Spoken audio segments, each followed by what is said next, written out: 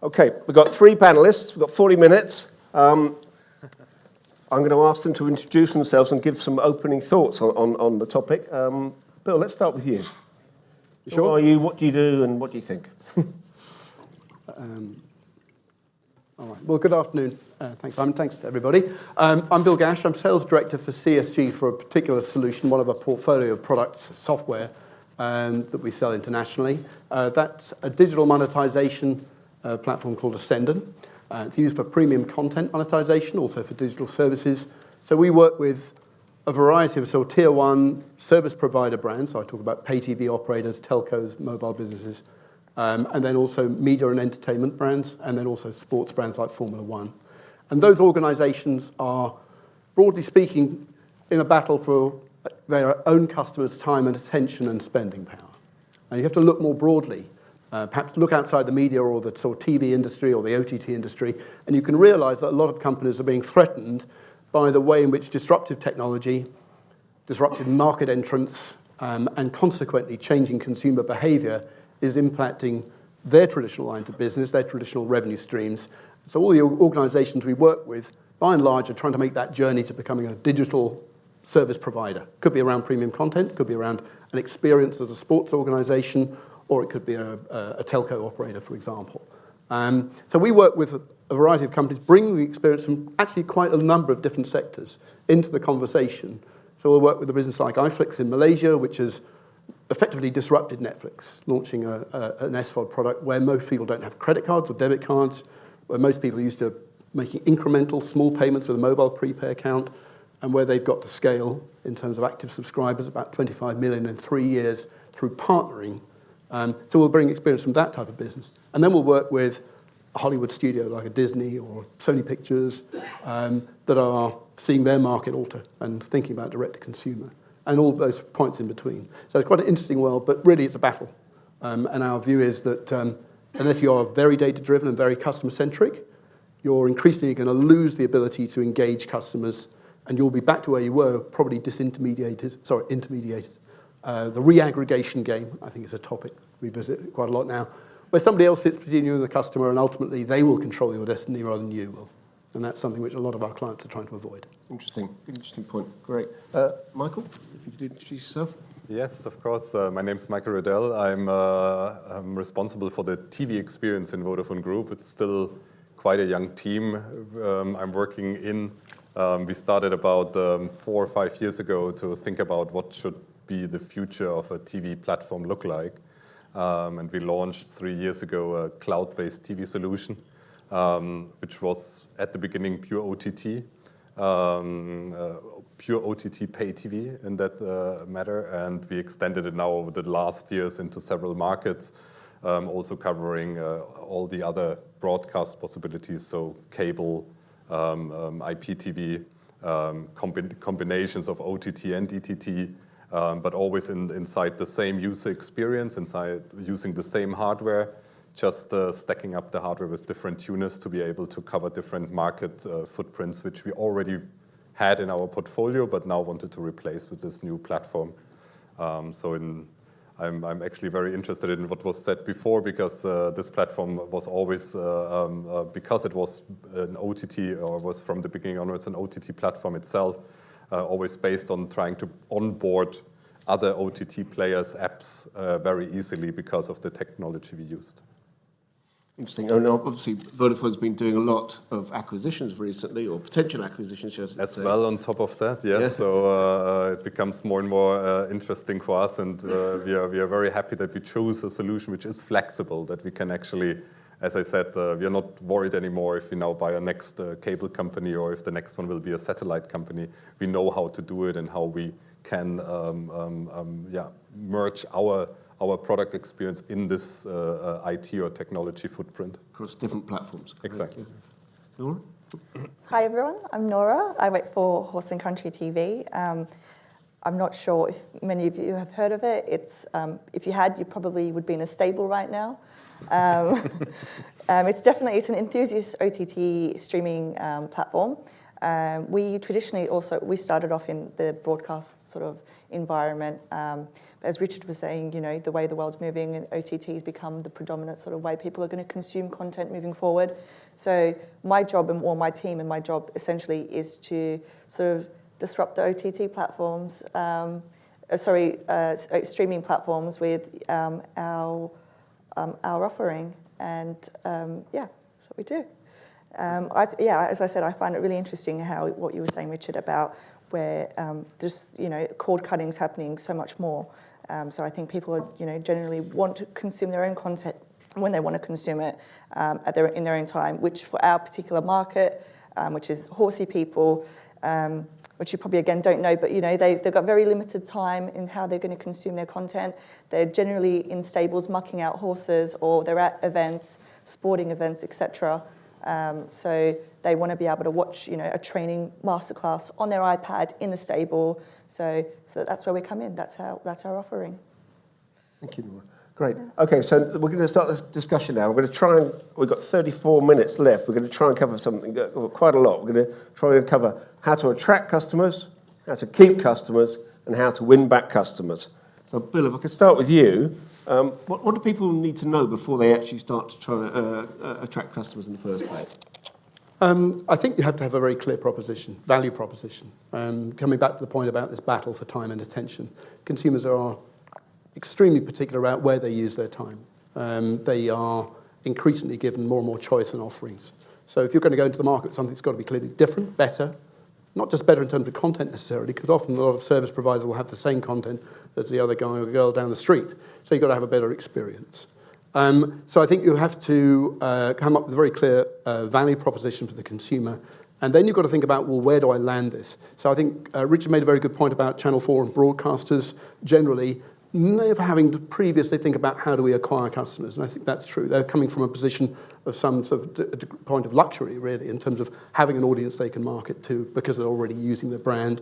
And I'd say the same for things like service providers, so telco, mobile operators, to some extent pay TV companies. So they're launching a new service, often in front of an existing customer base.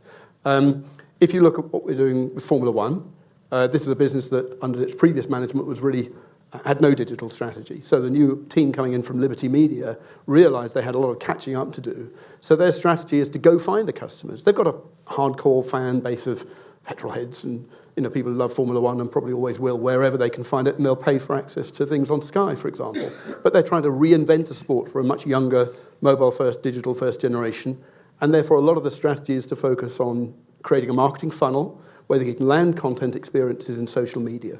And from there, draw them into an environment where there's an environment where Formula One has control over customers, audience, the experience, but also the data. And from there, move them through the funnel where they can actually register and then potentially transact and pay for access to more exclusive content. So you have to be bold in terms of, well, where does the audience live that I want to talk to?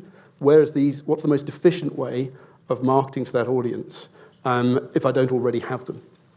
The other option, of course, is that is expensive. That can be expensive from a marketing point of view for a lot of businesses. So the example I provided about iFlix is really about how can I find a company that's got some similar challenges to me and is looking for a content partner, is looking for a business they can fold in and bundle with their existing service experience. So I think our clients really have a number of different needs in terms of acquisition. And for some of the customers, it's less about acquiring new customers, it's actually about retaining the customers we already have, reducing churn. Churn is very bad, believe me. You don't want to have to spend money reacquiring new customers or even acquiring customers you had and lost. You want to think about keeping that relationship going. And I think that constantly, it all comes back to really the value proposition. What are you going to give them that's going to be special and different and worth spending time with?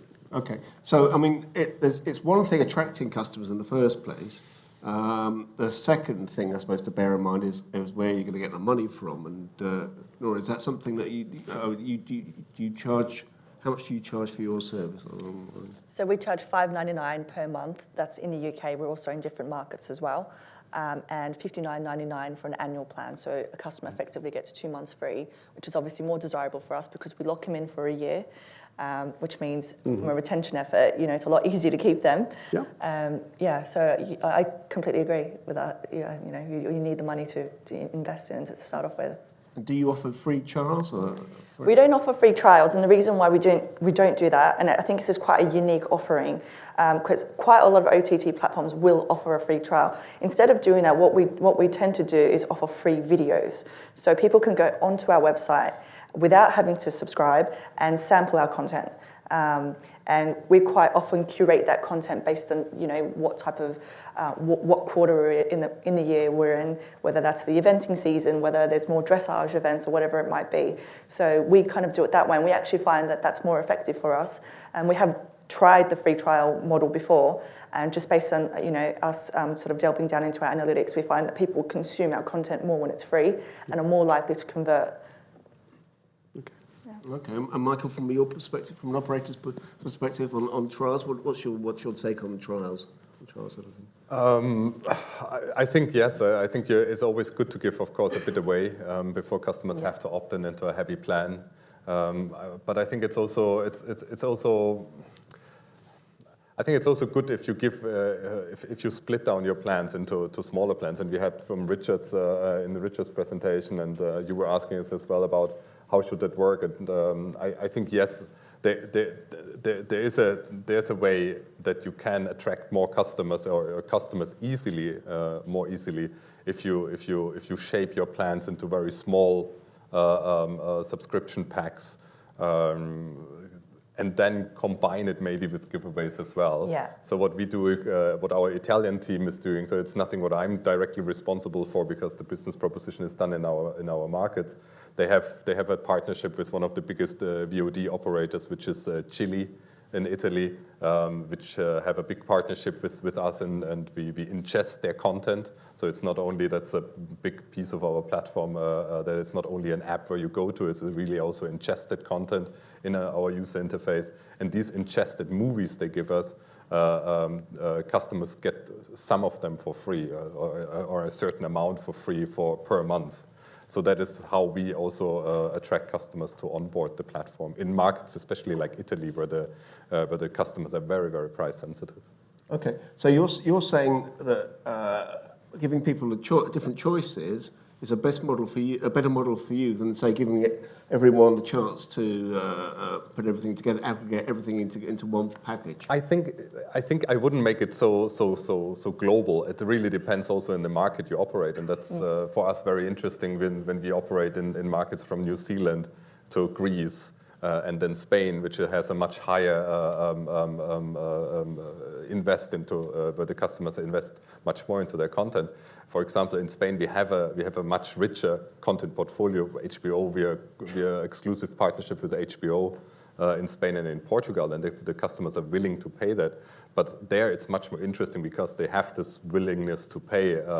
That we bundle it into our subscription packages. That's what Richard was saying as well. That I think it depends really on the market. If you slice it down into very small pieces into price sensitive markets, like in Greece, for example, or we hope soon to expand heavily into East Europe. That would be also an area where we would look into slicing packages really down into most granular content packages, and then others where we actually go the other way around and say, like, the attractiveness in our platform, what in aggregation means actually to bundle as much of the OTT subscriptions into one big entertainment pack or whatever you want to call it, because there's the willingness and we have the customer base who comes from pay TV and wants to or is willing to pay that.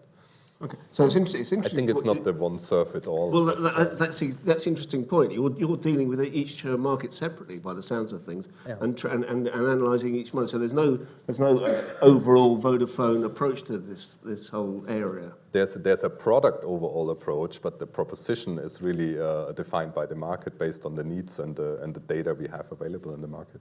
So, Michael, you were saying that there's some instances where you offer customers sort of one particular product. So rather than it being bundles, they can kind of have, kind of almost a la carte what they want.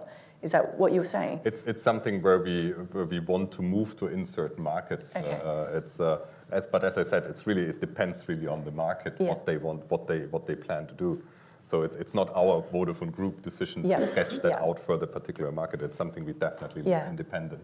I think it's, So I think for us, from the product point of view and the experience point of view, it's important to give that the user experience you have, or the customer experience, which Yeah. is it in the end, supports that you can have those different Yeah. models, which means super flexible models where people can consume what they want. exactly, but also from the interface point of view, it's for me, it's if you slice everything down in very small pieces, but then you have to go to every single app on your platform separately, that will not work. Yeah. So that is what, when we talk about aggregation, we have the business aggregation of content, but we have also the aggregation of the experience in the interface, which are both extremely important. So you can do the one without the other, but I would always recommend do both at the same time, because I think what we need to do and what we need for the customers out there is that we provide them an interface and experience where they can get to single types of contents from different sources. Yeah.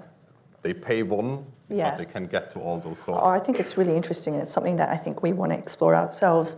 I just, one sort of barrier that we always kind of hit with that particular kind of model is churn.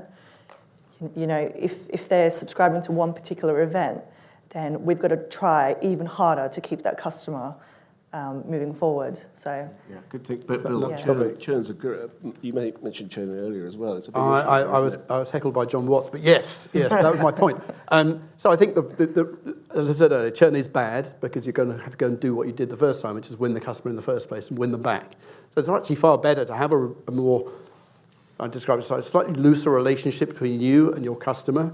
And as I said, I think the world we live in is basically people expect services on their terms. Yeah. Whether it's a la carte TV or whether it's Uber and My Taxi in the same app, in the device, and they can choose between the two. Consumers are looking at media in the same way. What consumers also want is a level of convenience, and they also appreciate personalised experiences. So I think we're going to see more successful services are the ones that actually recognise that I'm looking at lifetime customer value. Consumer doesn't know what or care what that means to them, but they're looking for a great experience, which may ebb and flow over time. Their relationship with that service provider may vary. They might have high intensity periods of consumption, and then they might back off for a few weeks or months. The Nordics in July, for example, everyone goes on holiday, or Formula One during certain times of the year when people aren't watching racing because there isn't any. So I think we're seeing more demands for our clients for very flexible, very sophisticated sort of back office digital tools that allow them to manipulate what they actually allow the consumer can do and what the consumer can do in terms of how they control their account or their relationship with the service provider. That way you actually have a situation where, okay, somebody maybe dials down their relationship with you and maybe they go to a lower subscription tier or even just back into an ad-funded service for a while, but you maintain a dialogue with them and maybe bring them back up into a subscription tier or move them, upsell them, if you like, into a more premium tier, or even add a rental title or a purchase or a pay-per-view event on top of that over time, over years. Okay. And then you're looking at lifetime customer value in terms of their net sort of expenditure with you over a considerable period. So I think that's the relationship that a lot of our clients are trying to move towards. And it fundamentally recognises that the consumers have control, they're looking for convenience, they're looking for value, they're looking for simplicity, and they're looking for that good value proposition in terms of something original worth watching as well. Okay, that's really interesting. I mean, do you see more churn on certain platforms, like generalist platforms, than maybe on the more specialist platforms such as Nora's? I can't really answer for the sort of the global mass niche market. I think is fascinating. I think the difficulty is the sheer cost of servicing what you might need to create a very localized service in dozens of different countries. Yes. And where the expectation or what the consumer wants to pay for or what they're prepared to pay or how they pay is going to vary by those markets. So in other words, the scaling issues with some of those properties. In terms of your point about churn, I think that has been the big bogeyman. People haven't really been talking about churn issues. There's a lot of pride in perhaps that we've achieved this level of numbers. What isn't necessarily transparent or presented back in the media is how many customers they lose at the same time they're welcoming new customers through the door. And that's a bigger problem in pay TV. We saw some of the numbers earlier. Look at the sort of the issue of cord cutting or cord shaving. That's endemic. I mean, how many people here who perhaps were Sky customers are now TV customers? Don't answer that question. No, it's a good point. It's a good point. So we're helping, but at least Sky, bless them, great organisation, part of Comcast now, of course, a CSG account. But the reality is they cannibalised their own lunch. They disrupted themselves. I think they sort of saw it coming, though, Sky, didn't they? I mean, they've been losing satellite TV subs for a while before they began to push Now TV too hard. And obviously with the announcement of the almost replication of the satellite packages online. Yes. So I think they have seen it sort of coming for a while. I don't think it was a complete surprise to them. Yeah. So Michael, how do you help your platforms reduce churn? What techniques do you use? I think what we are looking mostly into it is really what we need to offer the customers, what they today. I think the landscape of TV and video consumption so massively changed, as we all know, in the last years. So I think when we started to design this new product for Vodafone, we really thought, what is the core point, what customers today need and want to have? And I think the most essential point where we got to, which is, I guess, not so surprising because we are all experienced, that is that we have so much choice of content now. But the trend since Netflix entered the stage is that everything is very, very segregated from each other. Everybody wants to become their own direct-to-consumer offer, and also with niche product. And that's totally fine. We don't have anything against that. But we saw that even we love all those contents and we love to consume it, it's really quite annoying that you always have to change your HDMI source on your TV to get to them. So that is why Vodafone TV was based on the idea to include them all again in one experience and exactly avoid in that way that customers are leaving Vodafone as a pay TV company because we are only offering our own free and pay TV channels and some on-demand library. And this is why the new platform we created is treating any kind of content source or type completely equal. And that's what we call super aggregation. We always, I mean, I heard this word super aggregation now many times, and I have a feeling it got again very diluted by the opinion super aggregation is to onboard as many OTT providers as you can. Yeah. That's not super aggregation for me at all. Okay. That's a need, first of all, but then you have to integrate this content into your experience in the most seamless way. And that means for Vodafone, what we decided is that the priority for the customers is to find content and not a content source first. Okay. So we always drive customers in the so for us, content experience comes first. And when the customer found the content, if it's over search, which is an aggregated search over all sources we have available, if that's apps, if that's the EPG content data, or if that's our own TVOD library or the catch-up ingested content we have, or if this simply is the browsing experience where you browse through a catalog of on-demand content, in the end you land on a page which is some kind of program information or content detail page, and there we present all the different options you have. And we know this, we saw this, how Amazon is doing that with Netflix, how seamlessly they integrated, which is, I think, from a customer point of view, fantastic. We saw the figures that most of the people have those two subscriptions, and it's great that I have to be only on one platform to consume them both now. What we did, we went a step further. So you can come on a content, in our case, and it shows you that content, you can either rent that movie. It could maybe run in the window of the next 14 days of your EPG data. So we tell the customers you can record it, so you don't have to pay for it now if you want to wait for 7 days or whatever. But maybe it's also Netflix, and you are already a Netflix subscriber, and you can now watch it for free. So we give those options directly on that one layer, and we are not prioritizing our own content or the pay TV channels over contents which comes from apps. And I think that's super aggregation that we take. It's a both-way relationship. So, and I want to stress that as well, because on one side we have the willingness to do this. We have the willingness to say we don't care if we lose out on those €5 or £5 on this rental content. if Netflix or whatever OTT app has it already available and you're a subscriber to it. But on the other side, those players also need to give us the possibility to ingest their content and give us the metadata that we can surface their content in the same way as we do with our own content, so that you have all the possibilities and you are not having a different experience. And honestly, that was, when we started 3 years ago, that was an amazing experience with Netflix, how open they were, or 4 years ago we started negotiating, how open they were to give us all that. So we have ingested Did you hear Netflix that, everyone? content. Netflix giving away information? That's 4 years ago. Yeah. So time has changed, unfortunately, and it becomes much harder for. So I think there's this real need for consumers to have a super aggregator platform.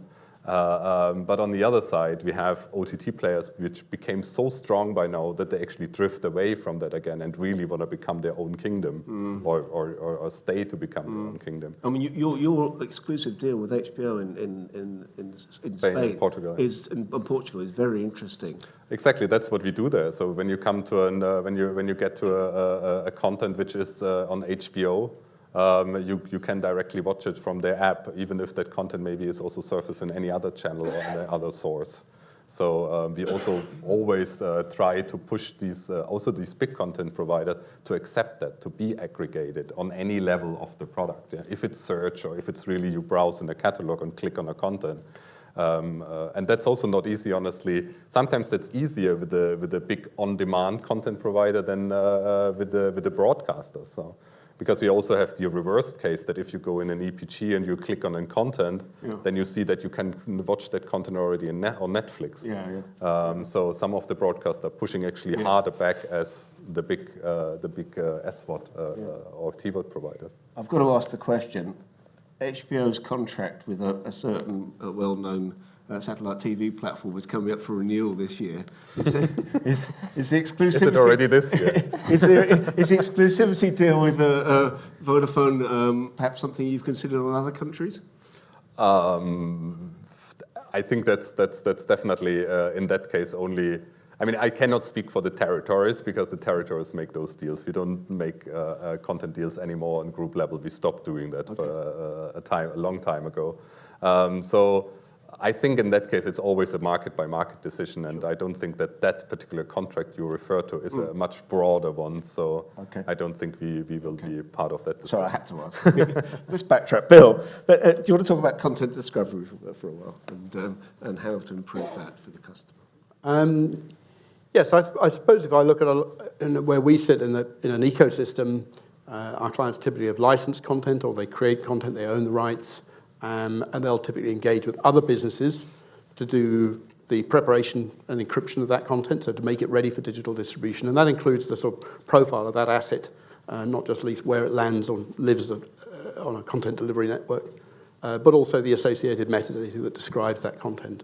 And often it's the description of the content which is going to determine how visible it's going to be when people go to look to search and discover that asset. Therefore, we're helping our clients think carefully about what people search for, what's the easiest way of surfacing that content. And then I made a point about personalization, which is what I might look for and other people might look for, could be different things. So a lot of our orientation for our clients is how can you make it very easy for consumers to quickly identify or find content they're looking for.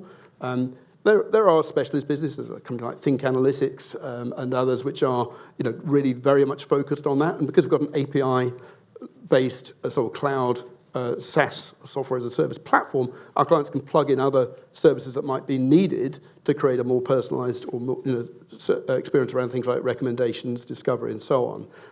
I think the problem comes in with the way Michael described this super aggregation model, where consumers are not actually looking for your service, they're looking for an individual asset that might be available in a number of sources. If you look at the macro picture, we've gone from an environment where pay TV operators in the main decided what channels were going to be carried in a bouquet, and the TV channel decided what programs you saw based on the commissioning and scheduling structure.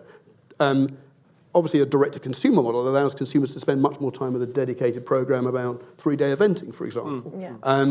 We are at risk, I think, of moving back into an environment where somebody else is re-aggregating that content. and the consumer isn't necessarily engaging with your OTT brand, your destination. They're simply helping them drop down into the program, and then they're out again. That's interesting. And that is a bit of a worry, I think, for a lot of companies which are trying to form this deeper relationship with the direct relationship with the customer.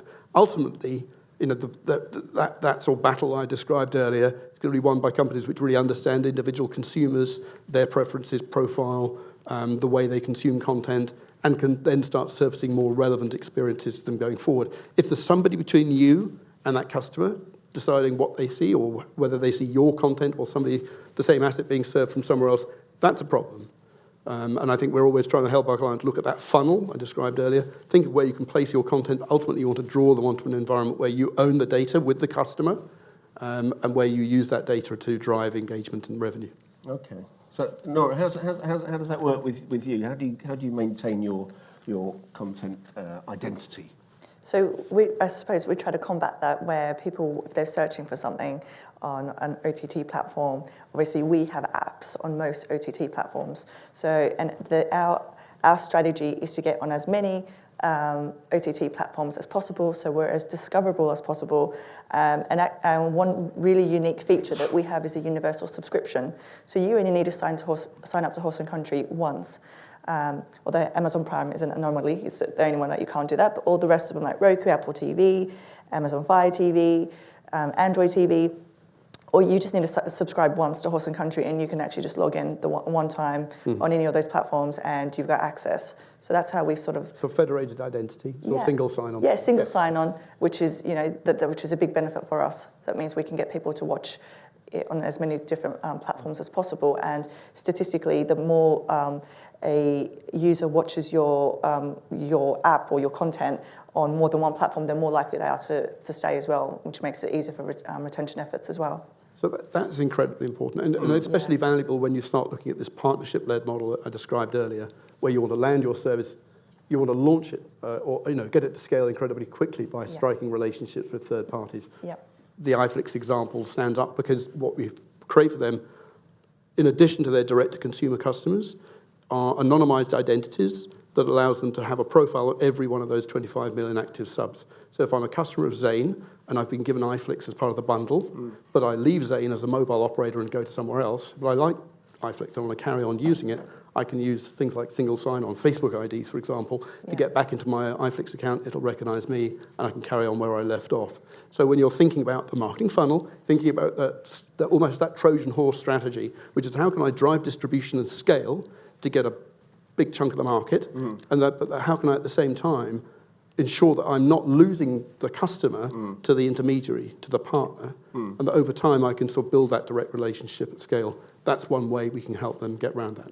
Okay. Well, I suppose one of the downsides, which I don't want to dwell on the downsides because it sounds really interesting, but is password sharing.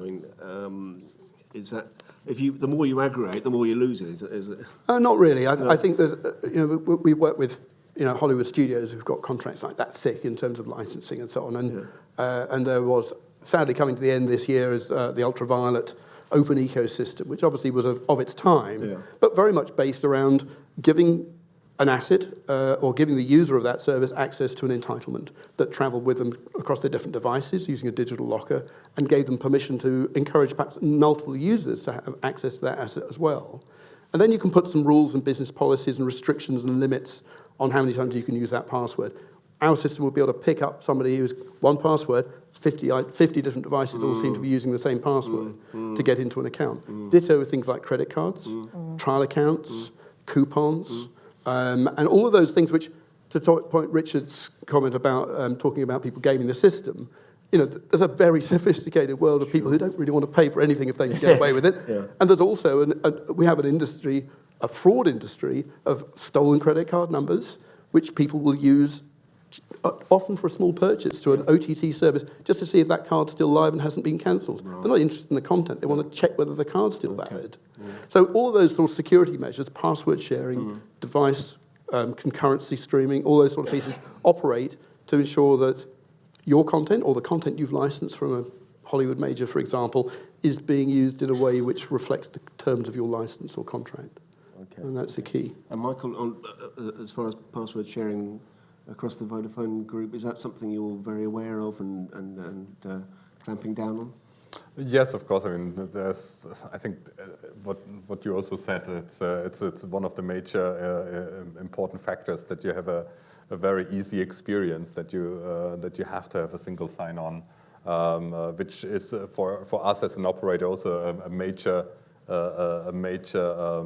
area to improve and to make that possible, that our customers who are Vodafone customers but then want to use an OTT service can use their passwords which they have, or the other way around, that we can create an environment where actually you can manage your passwords for all those OTT services you use on a Vodafone in a Vodafone environment. That you can like pre-log into them, and that you stay logged in, so that you not have this experience, because we know how dreadful it is when you're on a TV UI. That's not the problem when you're on another device, but the TV UI is simply the UI where you do aggregation. And then you have to use your remote control to log into your Netflix account. And then, of course, because every keyboard looks different.